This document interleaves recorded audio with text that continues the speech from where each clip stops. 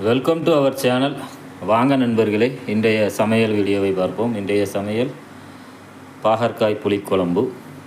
வாங்க எப்படி செய்வோம் என்று ஒவ்வொரு ஸ்டெப்பாக பார்ப்போம். கடுகு, சீரகம், வெந்தயம் நன்றாக பொரிந்தவுடன் வெங்காயம், தக்காளியை வைத்து நன்றாக வதக்க வேண்டும். வெங்காயம், தக்காளி நன்றாக வதங்கின பிறகு நாம் அரைத்து வைத்துள்ள மசாலாவையும் சேர்த்துக்கொள்வோம்.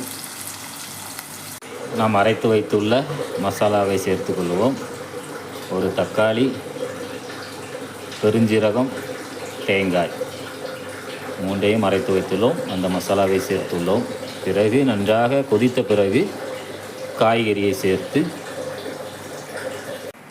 வாங்க நண்பர்களே, நமது அரைத்து ஊற்றின மசாலா நன்றாக கொதித்து விட்டது. பிறகு நாம் எடுத்து வைத்துள்ள வத்தல் பொடி, வீட்டில் அரைத்த புளிக்குழம்பு மசாலா, மஞ்சள் பொடியையும் சேர்த்துக்கொள்வோம். நன்றாக கொதித்து விட்டது மசாலாவும். பிறகு நாம் நறுக்கி வைத்துள்ள காய்கறியை சேர்த்துக்கொள்வோம். 10 நிமிடங்கள் கழித்து நாம் வாங்க நண்பர்களே, தேவையான அளவு உப்பு சேர்த்துக்கொள்வோம். வாங்க நண்பர்களே, காய்கறி நன்றாக வெந்தது.